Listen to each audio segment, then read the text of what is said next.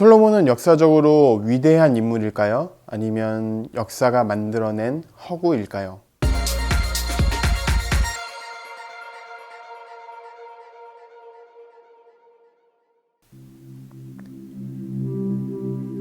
솔로몬은 열왕기상 1장과 11장 그리고 역대하 1장과 9장에서 나오게 됩니다. 이 성경을 통해서 솔로몬이 어떤 사람인지, 또 성경의 역사는 어떻게 솔로몬을 기록하고 있는지 함께 살펴보고자 합니다.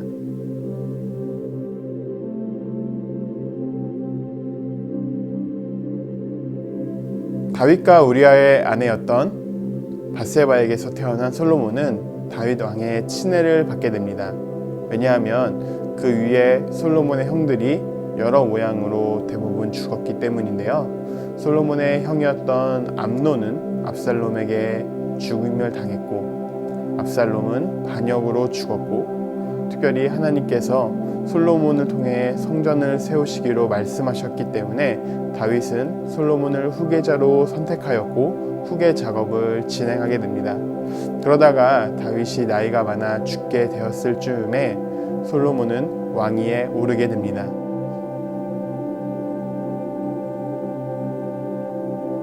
솔로몬이 왕위에 오를 때 문제점들이 하나 있었습니다.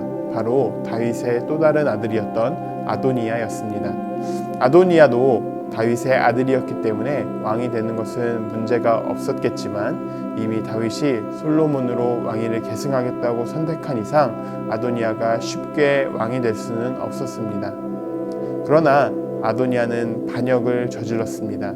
왜냐하면 솔로몬보다 형이었고 형들이 죽었던 실질적인 장자 역할을 했고 또 다윗의 마음에 실망시키는 일이 없었기 때문입니다. 그러나 아도니아는 솔로몬에 의해 반역을 처단당했습니다. 그리고 아버지 때에 있었던 신하들을 대부분 아도니아가 원해서 아도니아가 데리고 있었는데요. 이 신하들도 솔로몬이 왕권을 잡으면서 신하들도 바뀌고 새롭게 솔로몬 왕으로 통치를 시작하게 됩니다. 대부분의 사람들은 솔로몬의 초반을 아주 훌륭하게 봅니다. 솔로몬은 1000번제를 드렸다고 하죠.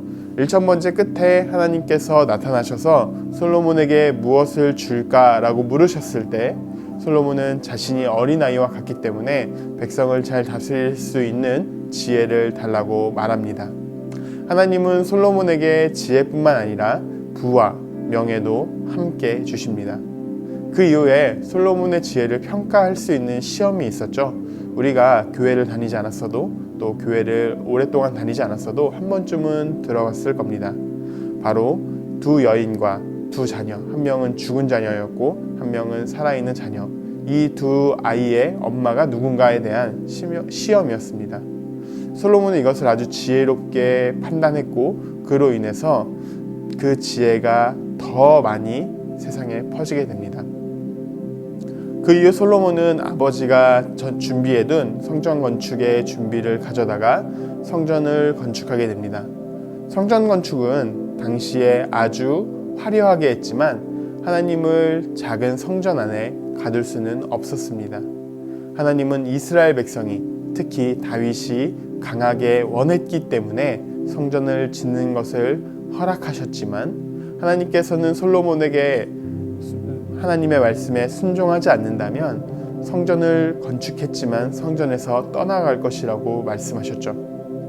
솔로몬은 이 당시에 순종을 잘했기 때문에 성전을 건축하고 여호와의 영광이 성전에 떠나가지 않으셔서 제사장이 일어설 수 없을 정도였다고 성경은 기록합니다. 성전 봉헌이 끝나고 또 솔로몬은 많은 예물을 드렸지만 하나님께서 요구하신 것은 그렇게 많은 헌물이나 헌금이 아니라 오히려 순종이었습니다. 이것은 사울 때에도 이미 사무엘을 통해서 하나님께서 밝히신 부분입니다. 그러니까 하나님은 성전을 지었기 때문에 솔로몬을 사랑하겠다가 아니라 여전히 하나님의 말씀에 순종한다면 솔로몬을 사랑하겠다라고 말씀하신 거죠. 그러면 반대의 경우는 어떻게 될까요? 하나님의 말씀에 불순종하면 솔로몬을 사랑하지 않겠다가 되는 것입니다. 그러나 솔로몬은 초반에 하나님과의 관계를 잘 유지했을 가능성이 높습니다. 이후에는 스바 여왕이 찾아와서 솔로몬의 지혜를 시험했으나 오히려 그 솔로몬의 지혜에 감탄했다라고 성경은 또다시 기록하고 있습니다. 그뿐만이 아니죠. 아버지가 주신 재산들 그리고 능력들을 가지고 국가를 굉장히 잘 운영했습니다.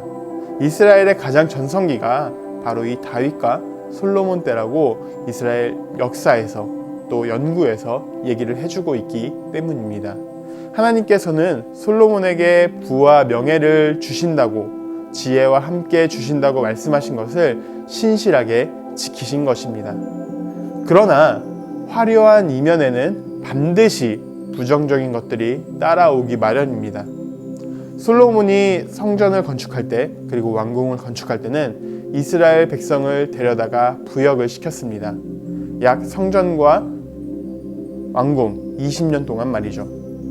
그의 아버지 다윗 때에는 이런 어려운 일들을 외부에서 포로로 잡아다가 부역을 시켰는데, 이제는 이스라엘 백성이 부역의 대상이 된 것입니다. 그러자 백성이 부역이 많다고 하소연을 하기 시작했지만 솔로몬은 이 부분을 강압적으로 누르려고 하다가 이후에는 여로보암을 비롯한 북이스라엘을 출발시키게 되는 계기를 만들게 됩니다. 이것뿐만이 아니죠. 솔로몬은 잘못을 저질렀습니다. 어떤 잘못이냐 하면 많은 이방 여인을 사랑했다는 것입니다. 솔로몬의 부인이 1000명 정도 됐다고 하거든요. 이방 여인이 이렇게 들어오게 되면 이방 신들도 함께 들어오게 됩니다. 이스라엘은 하나님만을 섬기던 유일신이었는데 이방 신들도 함께 들어오게 되었고, 솔로몬은 정치적으로, 신앙적으로 이후에 몰락의 길을 걷게 됩니다. 결국 솔로몬 시대에는 통일왕국이었고 다윗 시대에는 통일왕국이었던 이 이스라엘이 솔로몬 이후에 이스라엘이 쪼개져서 결국은 남유다와 북이스라엘로 갈라지게 되었고, 솔로몬의 후손은 두 지파만이 남아서 르호보암을 왕위로 옹립하게 됩니다. 결국은 이스라엘이 갈라지고 만 것이죠.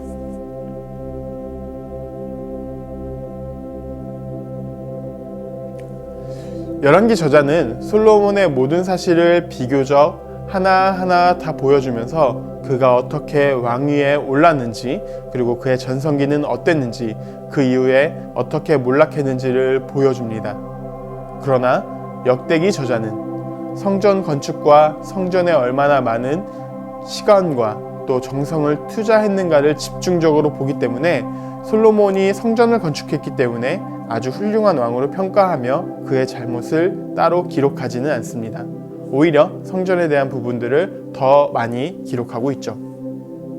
그러면 우리에게는 어떤 의미로 다가올까요? 솔로몬 시대는 새로운 시대를 의미합니다. 성전 건축으로 인해 민족의 예배와 삶을 송두리째 바꿨기 때문입니다. 기존에는 텐트에서 예배를 드렸지만 지금은 성전에서 예배를 드리게 되었다는 것입니다. 또 이스라엘의 정치, 외교적으로 왕으로서는 굉장히 훌륭한 사역을 감당했습니다. 그러나 솔로몬의 신앙의 불성실함으로, 불순종함으로 이스라엘은 분열 왕국으로 갈라져야 했고 신앙의 반만 걸친 왕이 되었습니다. 신앙적으로 본다면 훌륭한 왕이 아니었던 것입니다. 정치적으로는 굉장히 훌륭했지만 오히려 신앙적으로는 훌륭하지 않았던 왕, 하나님께서 수많은 지혜를 주셔서 정치적으로는 굉장히 성공했지만 이 지혜를 신앙적으로 쓰지 않았던 왕이었습니다. 우리의 신앙도 좀 돌아볼 필요가 있는 것 같습니다. 우리의 삶이 훌륭하고 세상에서 아무리 우리의 삶을 인정해 준다 할지라도 우리의 신앙이 반도 따라가지 못한다면 하나님께서 솔로몬에게 주셨던 그런 축복들을 나중에는 부정적으로 봤던 이런 저자들처럼 어쩌면 우리의 인생에서도 이렇게 부정적으로 보일지도 모릅니다. 우리의 신앙이 이 솔로몬의 전반기, 정말 하나님을 잘 따랐던 이 시기를 본받고 또 솔로몬이 하나님을 잘 따르지 않았던 이 시기를 반면교사로 삼았으면 좋겠습니다.